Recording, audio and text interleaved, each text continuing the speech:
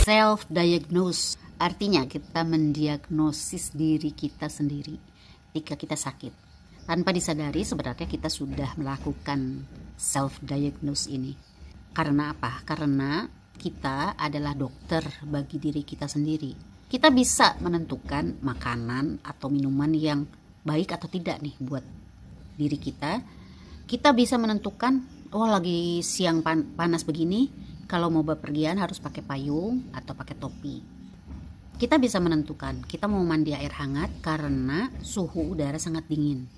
Misalnya kita sudah mengidap penyakit tertentu, terus kita sudah tahu efek-efek dari penyakit itu akan seperti apa dan obatnya seperti apa. Berarti kita tinggal beli obat itu. Kenapa kita bisa menentukan hal-hal seperti itu? Karena kita sudah kenal sama tubuh kita. Sudah tahu apa yang baik buat tubuh kita dan apa yang tidak. Itulah makanya kita disebut dokter buat diri kita sendiri. Selain itu, kita disebut dokter bagi diri kita sendiri karena kita punya kemampuan self-healing. Bisa punya kemampuan untuk menyembuhkan diri sendiri. Bisa dari penyakit fisik, bisa dari penyakit mental. Bisa pakai obat, bisa herbal, bisa pakai pijatan, bisa refleksi, bisa rekreasi, bisa healing, bisa meditasi, bisa yoga, bisa meningkatkan ibadah sesuai dengan kira-kira jenis penyakit yang sedang kita alami.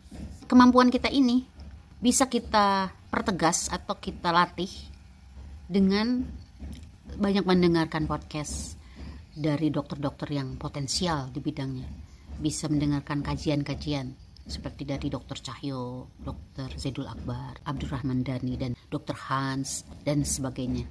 Lalu bisa juga membaca artikel yang dikelola oleh dokter-dokter yang potensial.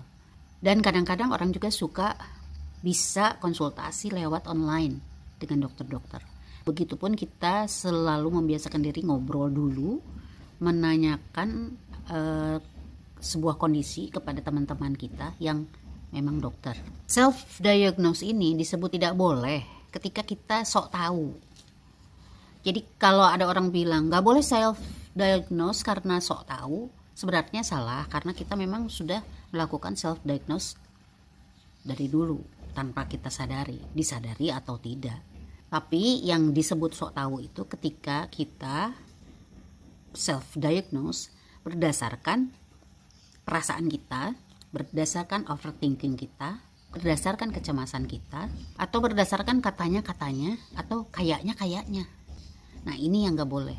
Karena ada orang yang mendiagnosis dirinya seperti itu, berdasarkan hal-hal itu, kemudian dengan yakin menentukan, oh saya berarti sakit ini. Lalu kemudian dia beli obatnya ke apotek, dia cari obatnya yang sesuai dengan penyakit yang dia yakini itu, lalu dia beli sendiri ke apotek. Nah itu yang gak boleh. Karena itu bisa berakibat buruk, berakibat fatal. Karena belum tentu penyakit yang dia alami adalah penyakit yang dia yakini itu.